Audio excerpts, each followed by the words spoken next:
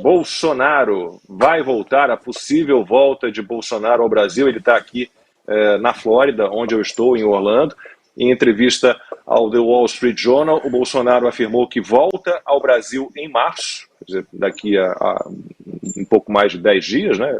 Hoje é dia 19, esse mês é curto, então daqui a 2 semanas, um pouquinho menos do que isso, e ele diz que vai liderar a oposição. Só que um dia depois, a ex-primeira-dama, Michele Bolsonaro, em entrevista ao Correio Brasiliense, disse que o ex-presidente não deve voltar agora ao Brasil e que ele precisa descansar mais.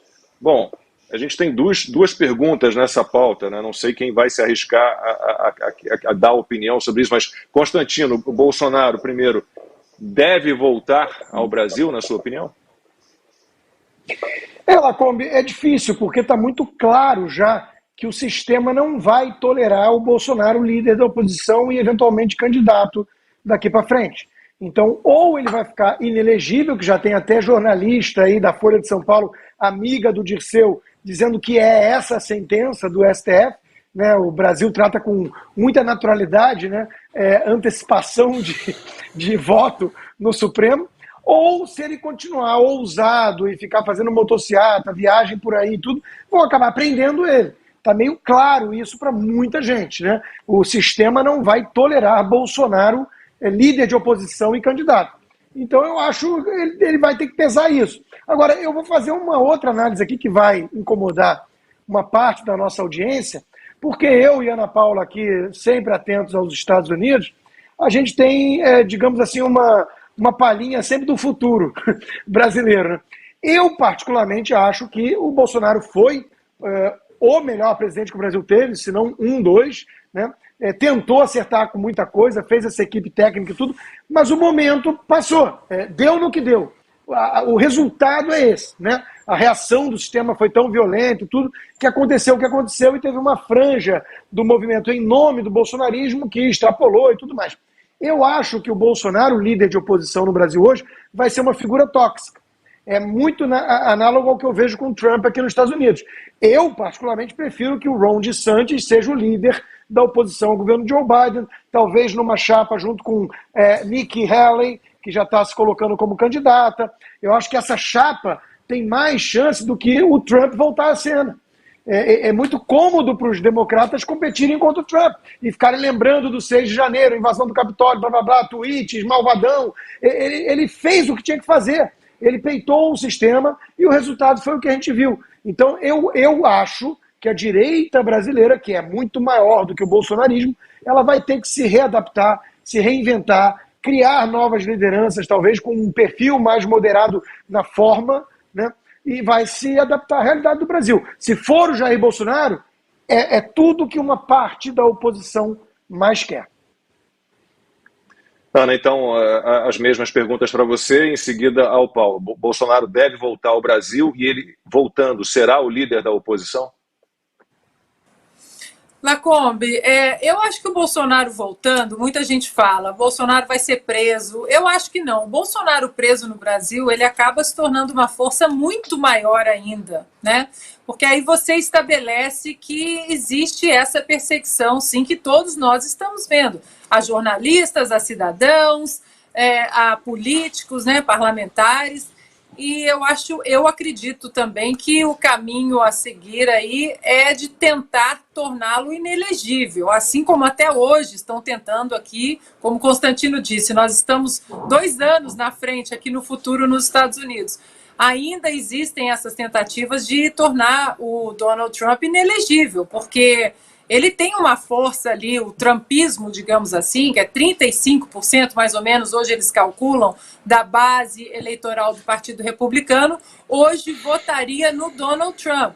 E o resto do eleitorado do Partido Republicano vai acabar se dividindo aí nos moderados, nos não moderados, nos libertários.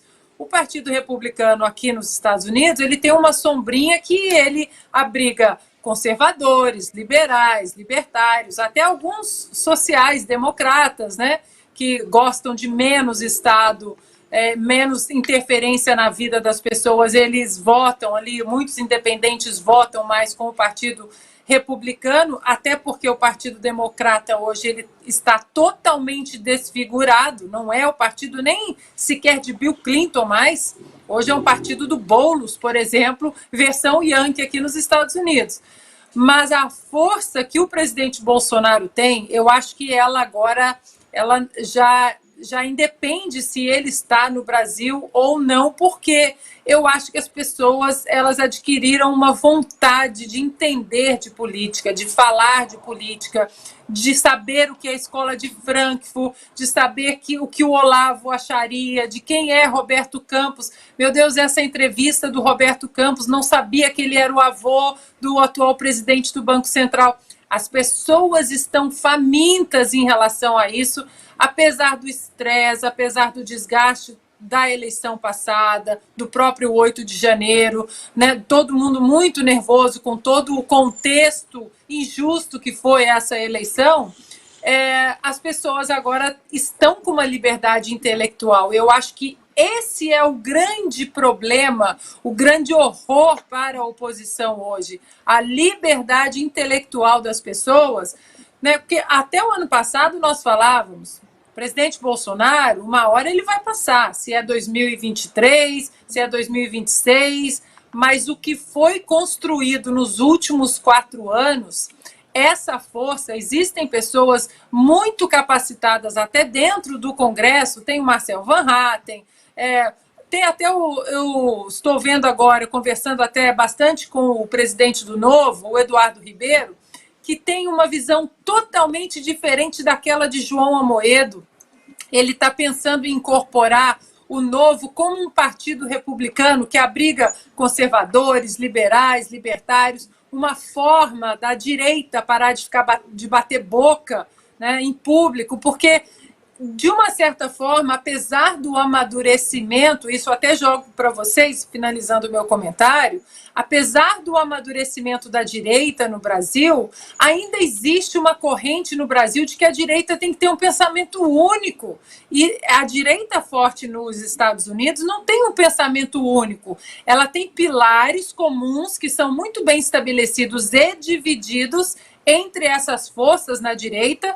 Não tem esse bate-boca, porque tem que ser assim, porque tem que ser assado.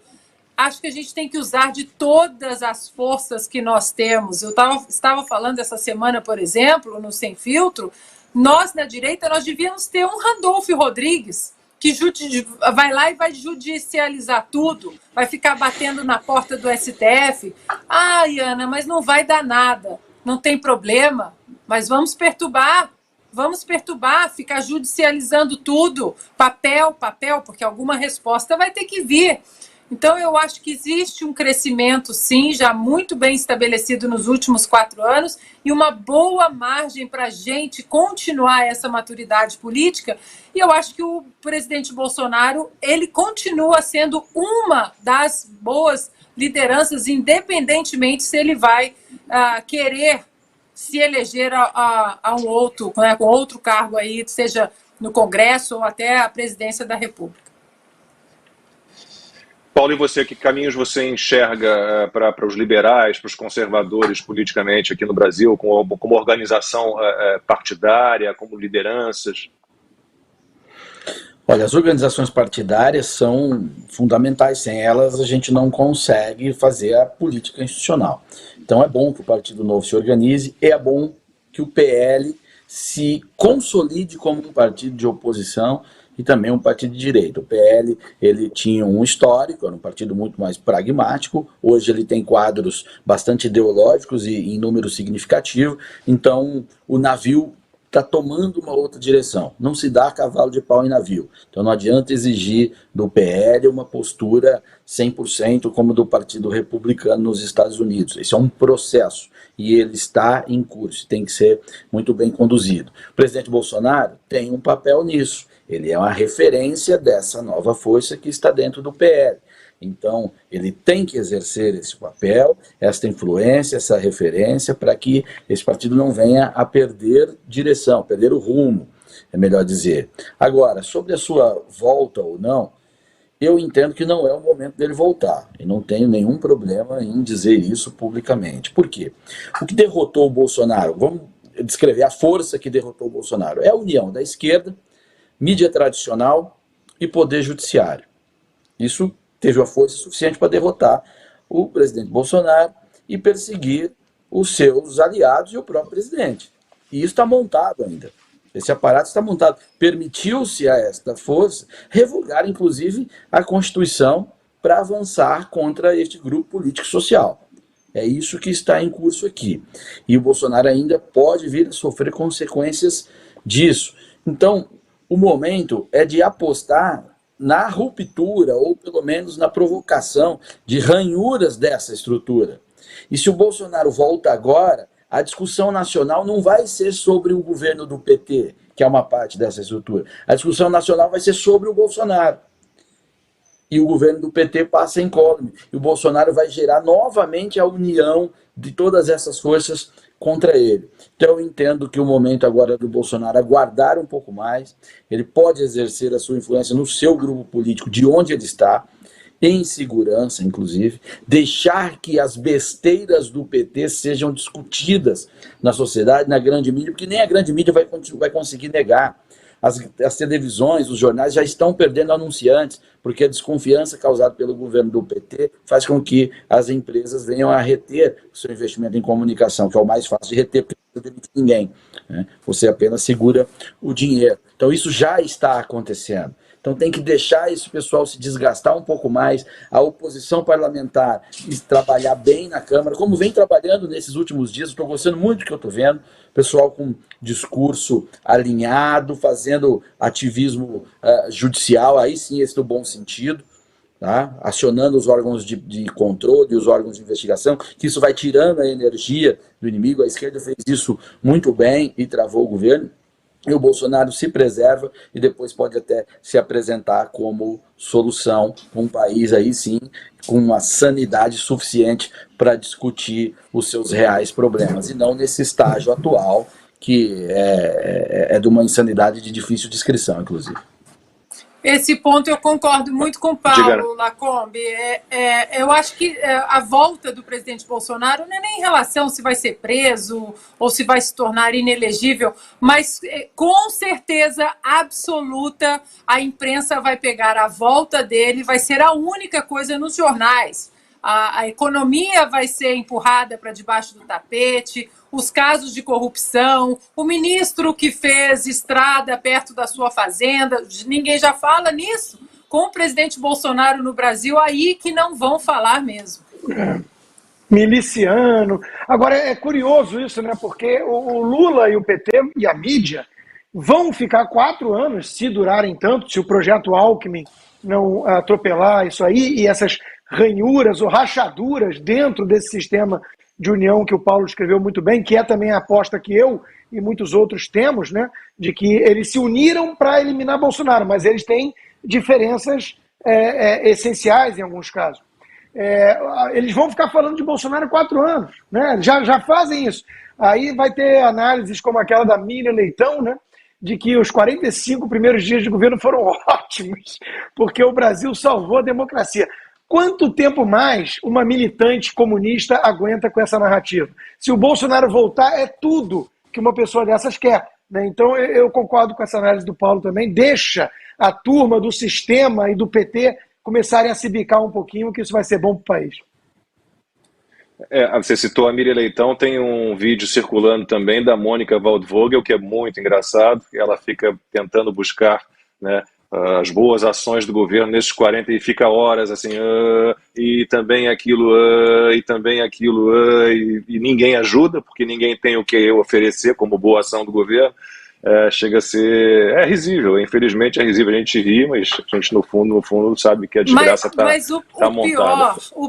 O pior, Lacombe, é que essa mesma turma, Mônica Waldvogel, Miriam Leitão, essa turma demonizou o PT. Demonizou o PT. Então é inacreditável quanto, né, o preço das almas dessas pessoas. Não é que você mudou de opinião em relação a uma reforma, durante alguém te apresentou algum dado novo. Não.